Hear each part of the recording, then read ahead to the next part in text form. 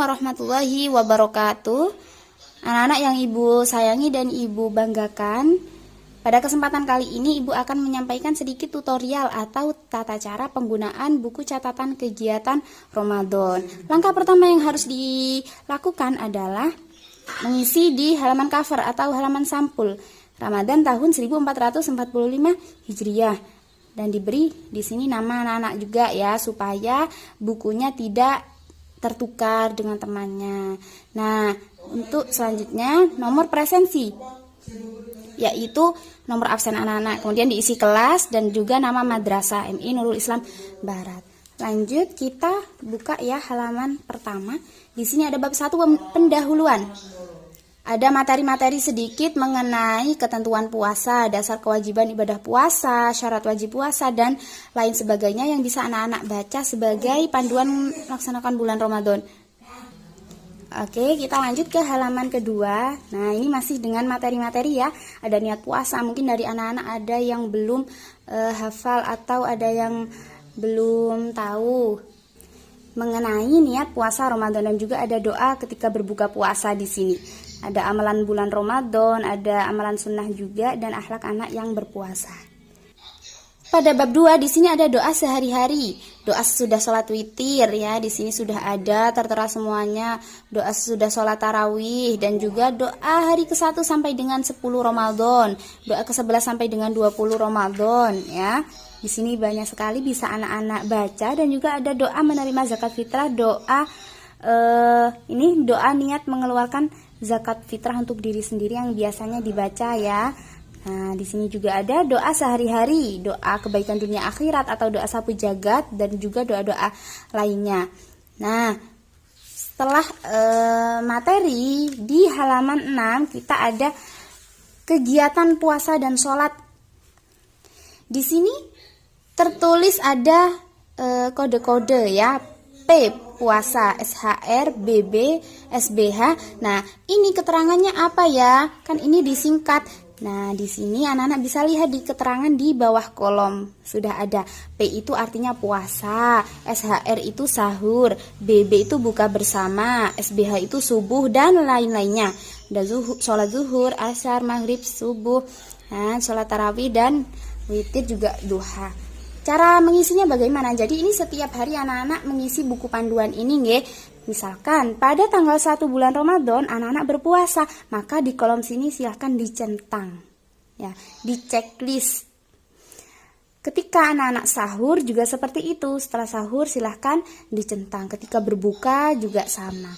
Begitupun dengan sholat wajib. Nah, apabila ada yang berhalangan untuk melakukan sholat, misalkan ada yang uzur ya, kayak haid, nah silahkan diberi keterangan. Misalnya dalam satu baris ini tidak melaksanakan puasa, sholat wajib dan sholat sunnah, misalkan dalam satu baris. Nah, ini silahkan diberi keterangan di sini. Tapi apabila tidak satu baris, silahkan diberi keterangan di sini saja. Misalkan tidak sholat subuh, keterangannya haid gitu ya. Nah, nanti ini juga diberi paraf orang tua. Orang tua kalian memberi tanda tangan di sini ya, sebagai bentuk pengawasan atau pengawalan kalian dalam melaksanakan kegiatan di bulan puasa ini.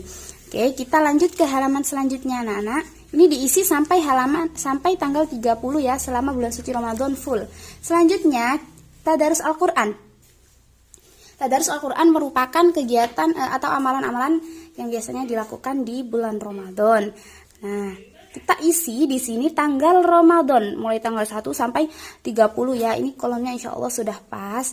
Nah, tempatnya anak-anak melaksanakan tadarus Al-Quran di mana? Misalkan Masjid Al-Huda.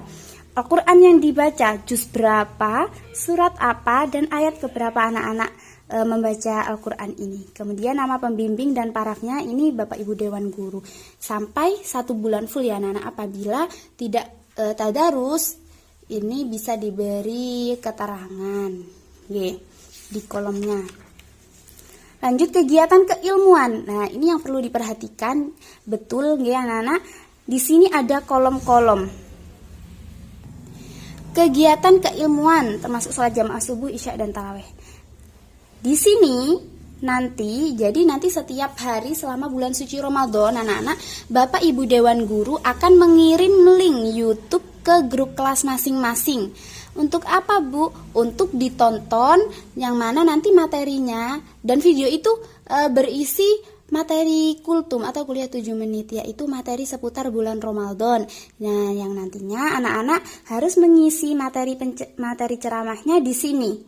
Apa ya yang disampaikan? Misalkan contoh pada tanggal 1 bulan Ramadan pukul 5 sore ya.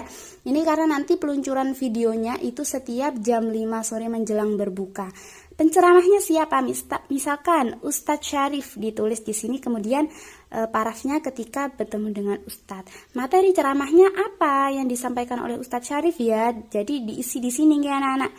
Nah, patokannya dari kegiatan keilmuan ini adalah dari video yang dibagikan oleh Bapak Ibu Dewan Guru, yaitu ditontonnya di channel YouTube Yayasan Pendidikan Nurul Islam. Jadi satu hari itu satu kotak ini, satu kolom. Kita lanjut. Nah, ini ya banyak ya selama 30 hari bulan Ramadan. Selanjutnya ada kegiatan amal soleh, yaitu kegiatan istilahnya adalah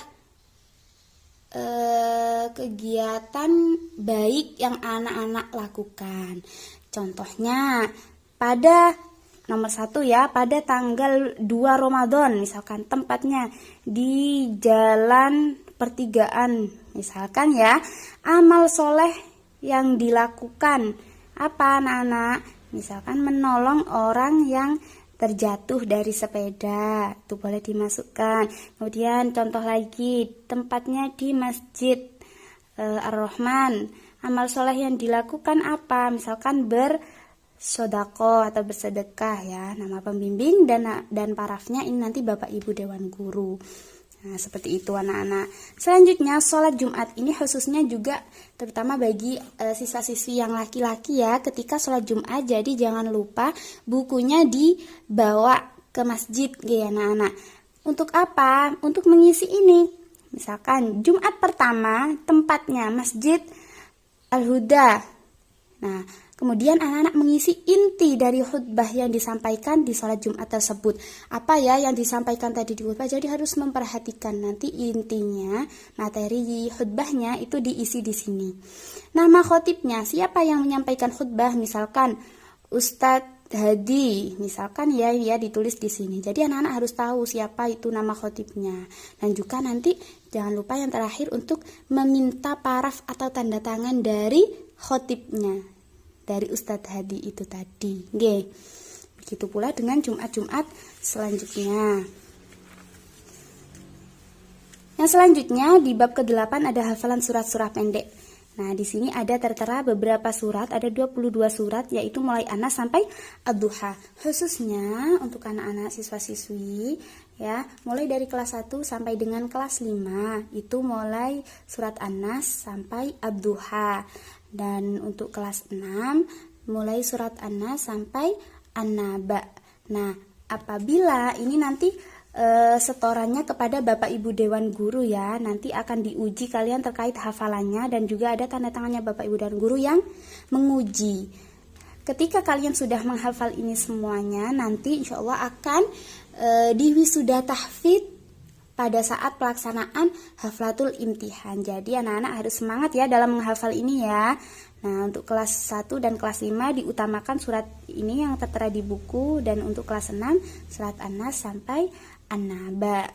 Selanjutnya ada zakat fitri dan sholat idul fitri. Untuk zakat fitrah ini dikosongi saja, dan juga untuk pelaksanaan sholat idul fitri, ini hari atau tanggalnya, hari apa, tanggal berapa pelaksanaan sholat idul fitrinya, tempatnya di mana, imamnya siapa, khotibnya siapa, harus tahu anak-anak. Imamnya yang mengimami waktu itu di sholat idul fitri siapa ya, harus tahu. Kalau tidak tahu, tanya nggih, khotibnya siapa, tema khutbahnya apa yang disampaikan ya, dan lain-lain. Lain-lainnya ini tidak diisi, tidak apa-apa kalau tidak ada tambahan. Dan kemudian ini diisi dengan nama orang tua kalian, orang tuanya, nama orang tua, bapak atau ibu, dan juga tanda tangan beliaunya. Lanjut ke selanjutnya, bab Ke-10, kesan Ramadan. Yang pertama, ada pengalaman tak terlupakan, dan yang kedua ada kesan dan harapan Ramadan bagiku. Yang pertama, pengalaman tak terlupakan. Jadi, apakah anak-anak mengalami atau melakukan sesuatu kegiatan yang memang itu menjadi pengalaman yang terkesan bagi anak-anak. Misalnya pengalaman di bulan suci Ramadan, setiap sore saya bagi-bagi takjil kepada masyarakat gitu. Itu salah satu contohnya. Kemudian kesan dan harapan Ramadan. Nah, anak-anak, kesan Ramadan ini bagaimana? Apakah Ramadan ini membuat anak-anak bahagia? Apakah Ramadan ini ada kesan yang spesial bagi anak-anak gitu? Dan harapan Ramadan bagi anak-anak apa? Harapannya mungkin ya, salah satu contoh harapannya adalah semoga Ramadan kali ini atau Ramadan ke depannya, tahun depan, anak-anak bisa menghatamkan Al-Quran 3 kali, misalkan seperti itu. Itu boleh ditulis di sini ya. Kemudian di sini yang terakhir ada melepas Ramadan dan menyambut hari raya. Di sini ada materi-materi ya yang bisa anak-anak baca, okay? Dan yang terakhir ada penutup. Nah, daftar isian silaturahmi kepada para guru. Jadi pada saat hari raya nanti, silahkan ketika anak-anak bersilaturahmi ke rumah Bapak Ibu Dewan Guru, buku ini dibawa, okay? Nah, diisi dengan nama Bapak Ibu Dewan Guru, siapa saja yang didatangi oleh anak-anak untuk bersilaturahmi. Nah, demikian tutorial dari Ibu terkait dengan buku catatan kegiatan Ramadan. Semoga ini dapat bermanfaat bagi anak-anak dan juga dapat dilaksanakan dengan baik. Apabila ada yang tidak paham, mohon ditonton kembali videonya karena kurang lebih Ibu sudah menyampaikan per halaman, nggih. Nah, jadi mohon difahami dengan betul. Apabila mulai awal hingga akhir terdapat kekhilafan, baik itu dari tutur kata Ibu ataupun perbuatan, Ibu mohon maaf yang sebesar-besarnya. Sekali lagi Ibu menyampaikan selamat menunaikan ibadah puasa Ramadan 1445 Hijriah. Semoga puasa kali ini dapat berjalan dengan hikmah.